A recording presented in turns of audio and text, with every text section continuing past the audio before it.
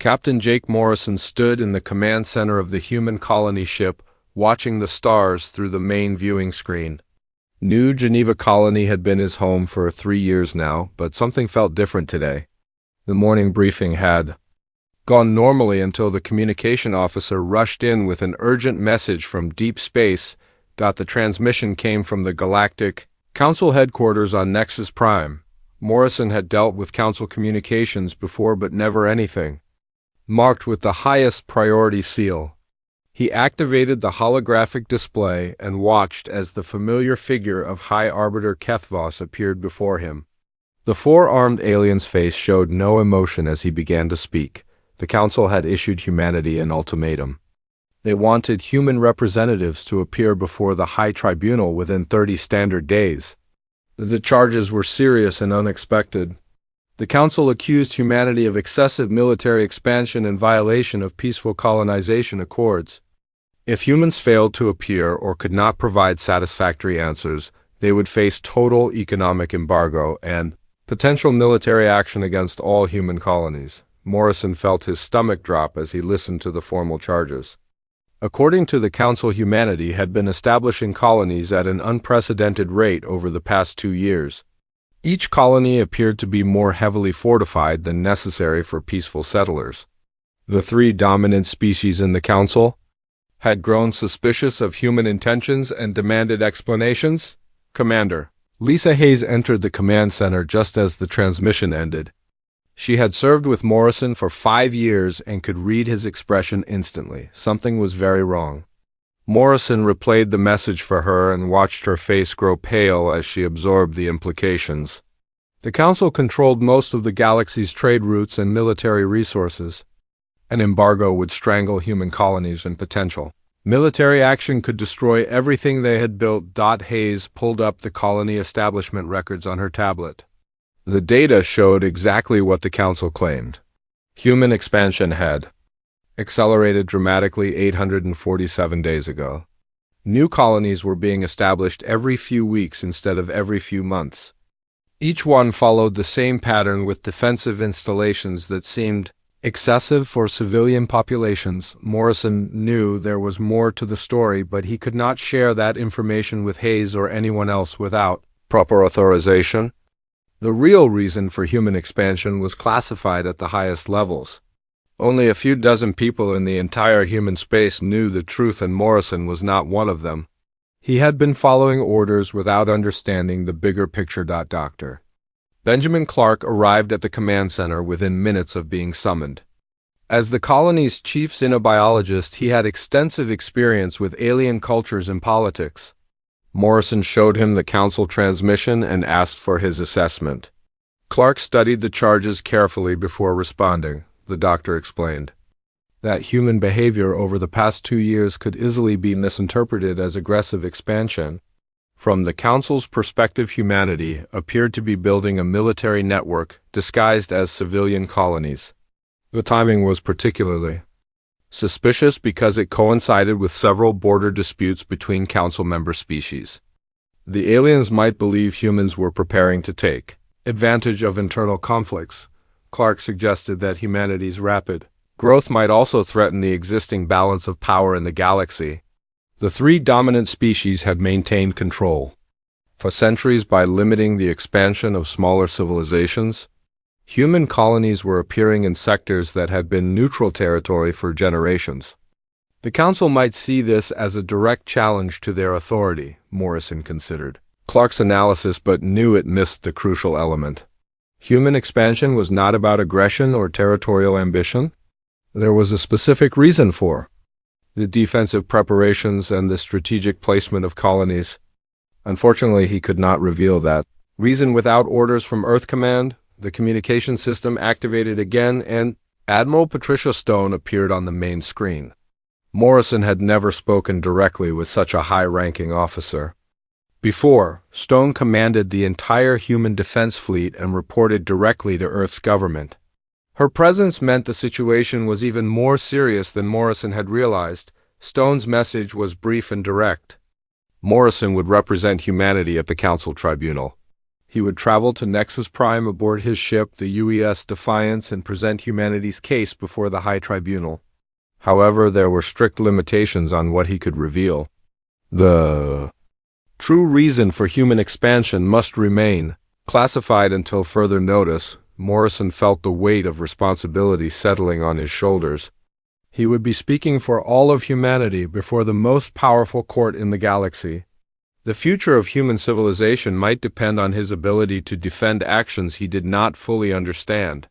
Stone assured him that detailed briefing materials would be provided during the journey to Nexus Prime. Hayes began preparing the UES Defiance for immediate departure while Clark gathered cultural and diplomatic information about the Council species.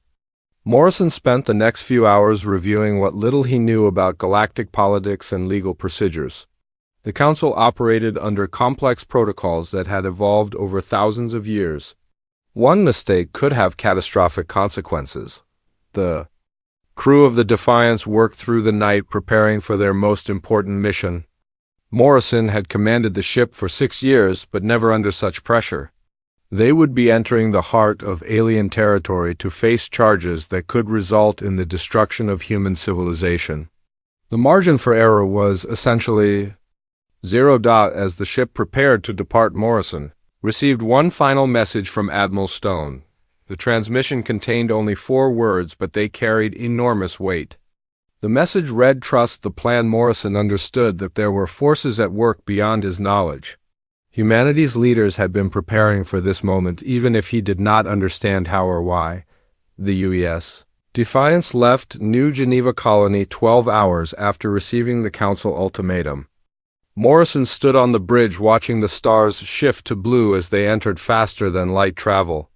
The journey to Nexus Prime would take 18 days, giving him time to prepare for the most important speech of his life. The fate of humanity would depend on his words before the Galactic Council. Morrison knew he was missing crucial pieces of the puzzle, but he also knew that humanity's leaders were not reckless.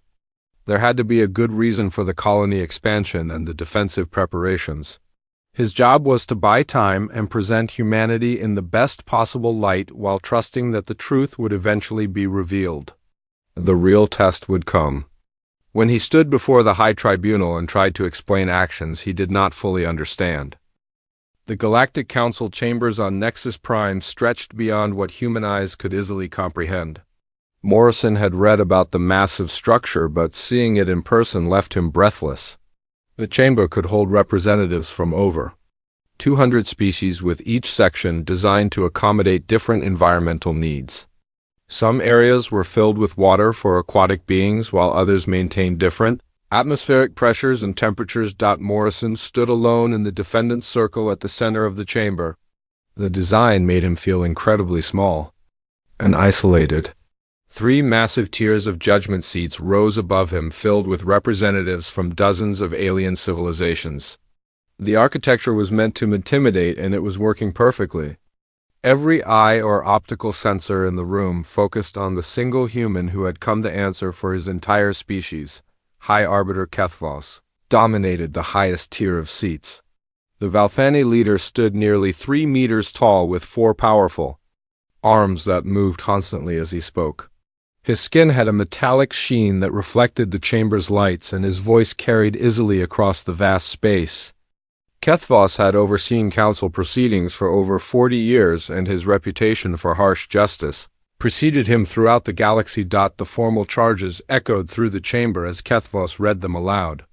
Humanity stood accused of excessive military expansion in violation of the peaceful colonization accords. They were also charged with establishing unauthorized defensive installations in neutral territories. The third charge was the most serious territorial aggression with intent to destabilize existing council authority. Each charge carried severe penalties, including complete isolation from galactic civilization. Prosecutor General Zarani stepped forward to present the council's evidence. The crystalline being's body refracted the chamber's lights into brilliant rainbow patterns that danced across the walls as she moved. Her species communicated partially through light displays, and the patterns created an almost hypnotic effect. When she spoke, her voice had a musical quality that made even Accusations sound beautiful. Zarani activated a massive, holographic display that filled the center of the chamber above Morrison's head. The display showed a three-dimensional map of human space with every colony marked in bright red. The pattern was unmistakable to anyone familiar with military strategy. Human colonies formed defensive perimeters around previously neutral sectors, creating overlapping fields of control. The prosecutor highlighted each colony as she spoke, pointing out the excessive defensive installations. What humans claimed were civilian settlements looked more like military fortresses. Each colony had shield generators capable of protecting entire star systems. The weapons platforms could destroy approaching fleets before they reached the colonies themselves. These were not the installations of peaceful farmers and traders. Morrison watched the display, knowing that every word Zarani spoke was technically accurate. The human colonies were heavily fortified and strategically placed.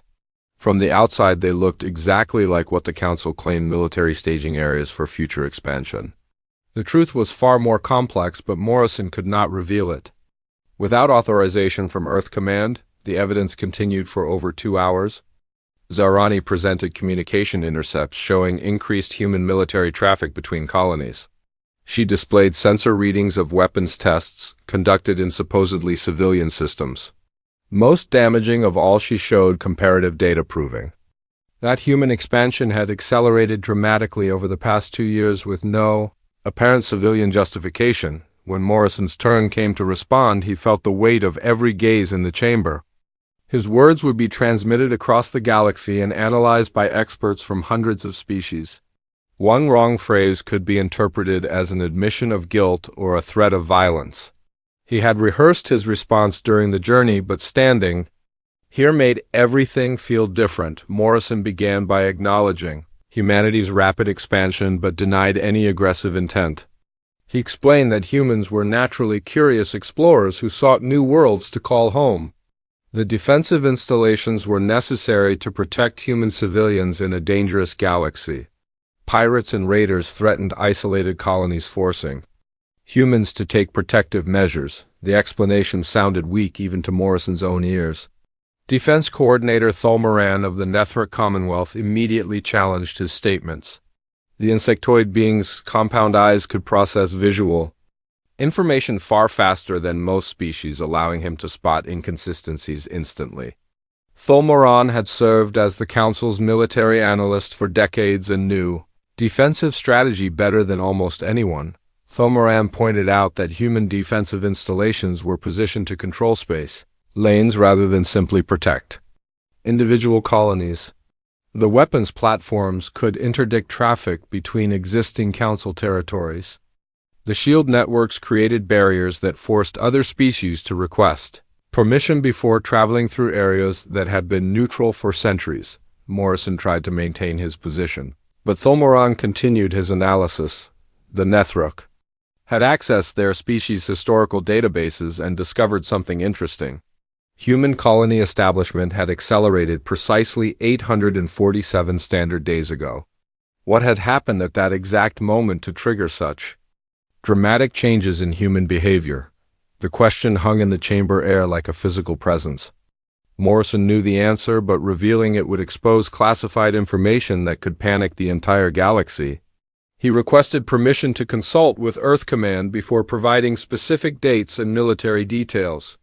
The request only made him look more suspicious to the watching representatives. High Arbiter Kethvos granted Morrison 72 hours to provide complete military records and colony defense specifications. If humanity failed to cooperate, they would face immediate economic sanctions followed by military action. The ultimatum was clear and the timeline was impossibly short. No government could declassify and transmit such sensitive information in 3 days. Morrison accepted the terms while knowing they were impossible to meet. His real hope was that Admiral Stone and Earth Command had anticipated this moment. The mysterious message about trusting the plan suggested that humanity's leaders had prepared for exactly this situation. Morrison would use the 72 hours to contact Earth and hope that help would arrive in time. The session ended with Morrison escorted to diplomatic quarters within the Council complex. The rooms were comfortable but clearly designed for detention rather than hospitality. Guards from 3 different species monitored his movements and communications. Every word he spoke would be recorded and analyzed by Council intelligence. Services. As Morrison settled into his temporary prison, he wondered what Admiral Stone had planned. The Council seemed determined to find humanity guilty regardless of evidence or explanations. Unless something dramatic happened in the next 3 days, human civilization would face isolation or destruction. Morrison could only wait and hope that the plan Stone mentioned would reveal itself before time ran out. Morrison activated the quantum communication system in his diplomatic quarters, knowing that every word would be monitored by Council security. The encrypted channel connected him directly to Earth Command Headquarters, where Admiral Stone waited with the planet's highest-ranking officials. What Morrison was about to learn would change his understanding of everything that had happened over the past 2 years. The holographic display showed Admiral Helen Carter sitting at the head of a conference table surrounded by humanity's most powerful leaders. President Robert Hayes looked tired and worried while General Stephen Wright reviewed classified files that Morrison had never seen before. The weight of secrets seemed to press down on everyone in the room as they prepared to reveal information that could save or doom human civilization. Admiral Stone began by explaining what had really triggered humanity's rapid expansion 847 days ago. Deep space monitoring stations at the edge of human territory had detected something that chilled every scientist who analyzed the data. A massive fleet was approaching from beyond the galactic rim, moving steadily toward inhabited systems. The fleet was so large that it defied comprehension, with thousands of ships, each capable of destroying entire planets. Dr. Amanda Foster joined the conference call to provide additional details about the approaching threat. As Earth's leading expert on ancient alien civilizations, she had been studying mysterious ruins found on several planets throughout human space. The ruins all contained the same warning written in multiple dead languages. The message spoke of something called the Devourers who would return when the void grew thin. Foster explained that the ruins were millions of years old, left behind by civilizations that had faced this threat before. Every archaeological site told the same story of an ancient enemy that consumed all organic life before disappearing into the space between galaxies. The warnings described beings of incredible destructive power who viewed all living creatures as resources to be harvested and consumed. Captain Ryan Brooks appeared on the communication screen from his ship, the UES Pathfinder. Brooks commanded humanity's most advanced reconnaissance vessel and had been conducting secret missions beyond the galactic rim for over a year. His reports provided the first direct evidence of what humanity was facing. The approaching fleet belonged to beings who called themselves the Kethmori, and they considered the entire galaxy to be their rightful territory. Brooks described his encounters with Kethmori scout ships during deep space patrol missions. The alien vessels were unlike anything in Council databases, with technology that seemed to bend the laws of physics. Their weapons could destroy asteroids with single shots, and their shields appeared immune to conventional energy weapons. Most disturbing of all, the Kethmori showed no interest in communication or negotiation. Lieutenant Colonel Marie Johnson provided translations of captured Kethmori transmissions that painted a terrifying picture of their intentions. The fleet was divided into harvest groups that would systematically strip every inhabited system of organic matter. They had been doing this across multiple galaxies for millions of years, leaving behind nothing but empty worlds and dead systems. The galaxy would be consumed from the outer rim inward, with no system left untouched.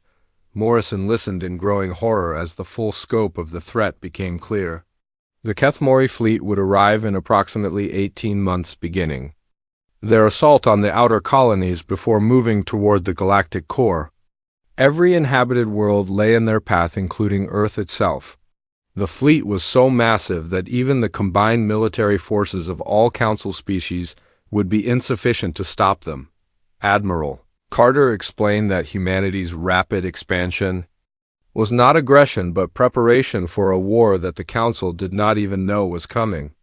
Every fortified colony was actually an early warning station and defensive outpost designed to buy time and gather intelligence on the approaching enemy. The strategic placement of human settlements created a detection network that could track Kethmori movements and provide advance warning to inhabited systems. General Wright revealed that human military doctrine had been completely restructured to address the Kethmori threat. Traditional fleet engagements would be useless against an enemy with overwhelming numerical superiority and superior technology. Instead, humanity was preparing for asymmetric warfare using hit-and-run tactics, guerrilla strikes, and defensive positions that could delay the enemy advance. President Hayes took control of the briefing to explain the political implications of the situation. Revealing the Kethmori threat to the Council would likely cause galaxy-wide panic and the collapse of interstellar civilization. Billions of beings would abandon their homes and flee toward the galactic core, creating chaos that would make organized defense impossible. The mass migration would overwhelm life support systems and destroy the economic networks that held galactic society together. Morrison began to understand why his mission to the Council was so important. Humanity needed time to complete their defensive preparations while avoiding the panic that would result from revealing the truth. The charges of military expansion were actually accurate, but the motivation was survival rather than conquest. Human leaders were walking a dangerous line between preparation and revelation. Dr. Foster shared additional intelligence that offered a glimmer of hope in the darkness. The ancient ruins suggested that previous civilizations had found ways to resist the Kethmori advances.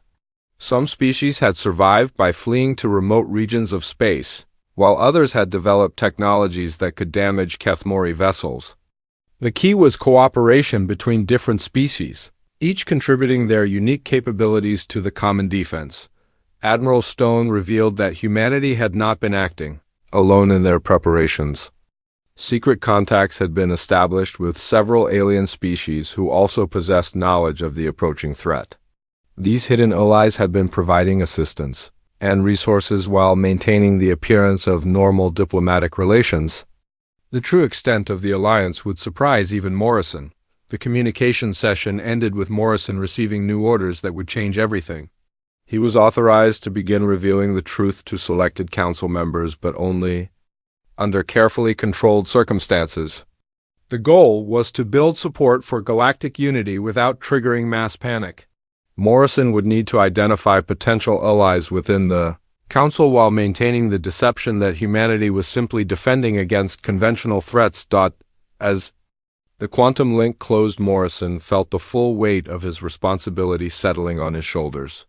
He was no longer just defending humanity against charges of aggression. He was laying the groundwork for a galaxy-wide alliance that might be the only hope for survival against an enemy that had destroyed countless civilizations across the universe. The next 72 hours would determine whether organic life in the galaxy had a future. Morrison had barely finished his communication with Earth Command when his quarters received an unexpected visitor. A maintenance worker entered to service the environmental systems, but something about the being seemed unusual. The worker was from a species Morrison did not recognize, with flowing robes that seemed to shift color in the light. When the worker spoke, it was in perfect human English despite having no apparent mouth or vocal cords. The being identified itself as a messenger from Commander Elena Rodriguez aboard the research vessel UES Discovery. Rodriguez had been conducting classified missions in deep space for over a year, working with species that officially did not exist. The maintenance worker was actually a member of the Uthara, a civilization of energy beings that the Council had dismissed as non-sentient space phenomena. The Uthara had been monitoring galactic communications for centuries and knew about the approaching Kethmori threat. Through the Uthara messenger, Morrison learned that humanity had not been acting alone in their preparations for the coming war. A secret network of species had been coordinating defensive efforts while maintaining the appearance of normal diplomatic relations. This hidden alliance included civilizations that the Council believed to be extinct, primitive, or completely non-existent. The truth was far more complex and hopeful than Morrison had imagined. The first ally to make contact with humanity had been the Garen, a species that Council records listed as extinct for over 3,000 years. In reality, the Garen had faked their extinction to escape Council oversight and had been living in hidden bases throughout the galactic void. They possessed stealth technology that made their ships completely invisible to conventional sensors, and had been fighting a secret war against Kethmori scout forces for centuries. War. Chief Keldon of the Garen had made first contact with humanity 2 years ago, when human deep space patrols encountered one of his cloaked vessels. The Garen had been monitoring the approaching Kethmori fleet and recognized that this invasion would be larger than any previous attempt. They needed allies with industrial capacity and military resources that their hidden civilization lacked. Humanity offered both in abundance. The Garen had shared crucial intelligence about Kethmori tactics and technology that allowed human scientists to begin developing countermeasures. They revealed that the invaders were not invincible despite their advanced capabilities. Previous galactic civilizations had managed to damage and even destroy Kethmori vessels, using specific energy frequencies and coordinated attack patterns. The key was understanding their technology rather than simply trying to overpower it. Commander Rodriguez appeared on a secure holographic channel to provide additional details about the secret alliance. Her ship had been serving as a mobile coordination center for the hidden coalition moving between species that were working together, despite having no official diplomatic relations. The scope of cooperation was remarkable, with each species contributing unique capabilities to the common defense effort. The Othara had been using their energy manipulation abilities to develop new types of shields and weapons that could disrupt Kethmori technology. Their speaker of currents, Veltoran, had been working directly with human scientists to create hybrid defense systems that combined organic energy patterns with mechanical engineering. The resulting technology was unlike anything in Council databases and might provide the edge needed to survive the coming invasion. Rodriguez revealed the most surprising member of the secret alliance. A faction within the Valthani Empire led by General Mordith had been secretly supporting human expansion efforts. Mordith was the brother of High Arbiter Kethvos but had interpreted ancient Valthani prophecies differently than the official council position. The prophecies spoke of star devourers who would return to consume all life and could only be defeated through unity between all organic species. General Mordith had been providing humanity with advanced shield generators and weapons technology through carefully disguised trade agreements. The Valthani possessed some of the most powerful military equipment in the galaxy, and their contributions had allowed human colonies to establish defensive capabilities far beyond what their industrial base could normally support. The irony was that Kethvos was prosecuting humanity for actions that his own brother had helped enable. Dr. Carl Peterson joined the communication from his laboratory on Earth, where he served as the primary liaison with the Hidden Alliance members. Peterson had been coordinating research efforts between human scientists and their alien partners, developing new technologies that could counter the Kethmori threat. The collaboration had produced breakthrough discoveries that would have taken decades for any single species to achieve alone. The Alliance had been preparing for 2 years, creating a coordinated defense network that spanned multiple star systems. Human colonies were not just warning stations, but staging areas for a combined fleet that could meet the Kethmori at the galactic rim rather than waiting for them to reach populated systems. The strategy required precise timing and complete cooperation between species that had never worked together before. Peterson explained that the coalition had identified the optimal interception point where geography would force the Kethmori fleet into a relatively narrow corridor between star systems. By concentrating their forces at this location, the Alliance could engage the invaders while they were still organized for travel rather than combat. The plan required every available ship and weapon system but offered the best chance of inflicting significant damage on the enemy fleet. Morrison learned that the Hidden Alliance had been monitoring council proceedings and knew about the charges against humanity. The timing was not coincidental, as the coalition needed to reveal itself before the Kethmori arrival made secrecy impossible. The Tribunal provided an opportunity to unite the galaxy's official governments with the species that had been preparing for war in secret. The Althara messenger explained that everything was ready for the revelation. Ships from all Alliance members were positioned around Nexus Prime, hidden by Garen, stealth technology, and Althara energy manipulation. When Morrison returned to the Council chambers the next day, he would not be alone. The secret coalition would reveal itself to a galaxy that had no idea how close it was to complete destruction. Rodriguez transmitted new orders that changed Morrison's mission completely. Instead of simply defending humanity against charges of aggression, he would be announcing the existence of an ancient enemy and a hidden alliance that represented the galaxy's only hope for survival. The revelation would shock the Council, but the alternative was extinction for every organic species in known space. As the communication ended, Morrison felt a mixture of fear and hope that he had never experienced before. Tomorrow he would stand before the Council not as a defendant, but as a messenger carrying news that would change galactic civilization forever. The secret was finally coming to light, and with it the chance for all species to unite against a threat that none could face alone. Morrison entered the Council chambers for the second time, but everything felt different now. He carried with him the weight of secrets that would reshape galactic civilization and the hope that unity might save them all from extinction. The same representatives filled the massive tiers of seats, but Morrison was no longer the isolated defendant facing impossible charges. Today he would reveal the truth that changed everything. High Arbiter Kethvos called the session to order with his usual formal authority. The 72-hour deadline had arrived, and the Council expected humanity to provide complete military records and explanations for their aggressive expansion. Prosecutor General Zarani stood ready to present additional evidence, while a defense coordinator Thulmoran prepared to analyze whatever pathetic excuses the humans might offer. Morrison stepped forward into the defendant's circle and activated his personal communication device.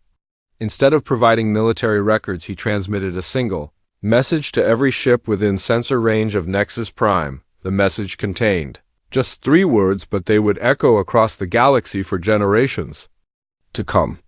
"We were never alone," Morrison said as ships began to decloak around the Council. Homeworld. The chamber erupted in confusion and alarm as hundreds of vessels appeared on the viewing screens surrounding the assembly.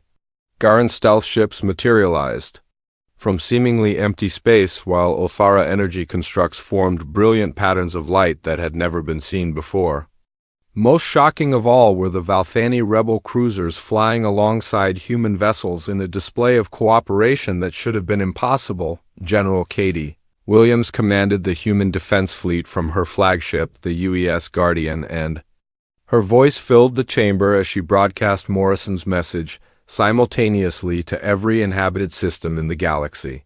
Humanity explained that they had discovered the approaching Kethmori threat 2 years ago and immediately began reaching out to anyone who would listen. The result was an alliance based on survival rather than politics or territorial ambition. The revelation split the Council instantly along lines that no one had anticipated. High Arbiter Kethvos demanded to know how his own brother could betray the Valthani Empire by providing aid to an unauthorized military alliance. General Mordeth appeared on the main viewing screen from his flagship and calmly explained that he had been following ancient prophecies that commanded all organic life to unite against the Star Devourers, the Crystalline Collective's High Resonator. Zephani demanded proof that this supposed threat actually existed. Her species believed only in what could be measured and verified through scientific analysis. Morrison responded by activating holographic displays that showed captured Kethmori technology alongside deep space sensor recordings of the approaching fleet. The evidence was overwhelming and undeniable even to the most skeptical observers. Captain Nicole Torres commanded the UES Vigilant and led a demonstration of the combined fleet's capabilities that left the Council speechless. Human adaptability merged with Garen stealth technology to create ships that could appear and disappear at will. Ithara energy manipulation combined with Valthani heavy weapons produced firepower that exceeded anything in Council databases. The Alliance had created something entirely new, and potentially powerful enough to face the coming invasion. War. Chief Keldon of the Gurren addressed the council directly for the first time in 3,000 years. His people had been fighting Kethmori scout forces in the galactic void while the council species lived in peaceful ignorance of the growing threat. The Gurren possessed intelligence about enemy tactics and weaknesses that no other species had access to. Their knowledge combined with human industrial capacity and allied technology created the foundation for effective resistance. Speaker of Currents Velteran of the Othara demonstrated their energy manipulation abilities by temporarily disrupting the chamber's power systems and then restoring them with improvements that increased efficiency by 30%. The display proved that their species was not only sentient but possessed capabilities that could revolutionize galactic technology. They had been hiding in plain sight while monitoring communications and gathering intelligence for centuries. The Nethra Commonwealth's Supreme Calculator Vorthik processed all available data and presented the mathematics of survival to the assembled representatives. His species excelled at statistical analysis and strategic planning, making his conclusions impossible to ignore. United under a single command structure, the galaxy's species had a 67% chance of repelling the Kethmori invasion. Divided and fighting among themselves, the chance dropped to 3%. Morrison watched as the political landscape of the galaxy shifted beneath his feet. Species that had been enemies for generations found themselves facing a common threat that dwarfed their previous conflicts. The choice was stark and simple: cooperate or face extinction. There was no middle ground when dealing with an enemy that viewed all organic life as resources to be consumed. High Arbiter Kethvos struggled to maintain control of the proceedings as representatives demanded answers and explanations. His brother's betrayal had exposed fundamental divisions within the Valthani Empire, while the revelation of hidden species challenged everything the Council thought they knew about galactic civilization. The old order was crumbling, but something new, and potentially stronger, was emerging to replace it. The formal vote took less than an hour once all the evidence had been presented. The Council dissolved its charges against humanity and instead voted to establish the Galactic Defense Alliance. Admiral Tony Martinez became the first human to serve on the Joint Military Command, working alongside former enemies, who were now allies in the face of an existential threat that united them all. Morrison's final log entry reflected on the remarkable transformation he had witnessed. Humanity's greatest strength had never been their technology or military might, but their ability to look beyond differences and build bridges with anyone willing to fight for the future. The secret alliance had proven that cooperation could overcome even the most ancient prejudices when survival was at stake. The story concluded with long-range sensors detecting the first Kethmori Vanguard ships entering the outer rim of the galaxy. The newly united species prepared for the greatest battle in galactic history, but they would not face it alone. Morrison stood on the bridge of his ship watching as the combined fleets moved toward their destiny, knowing that they had given organic life its best chance for survival. As the Alliance ships jumped to hyperspace, Morrison thought about the message that had started everything. "We were never alone" had become more than just words. It was now the foundation of a new galactic civilization built on cooperation rather than domination. Whatever happened in the coming battle, they would face it together as one people defending their shared home among the stars.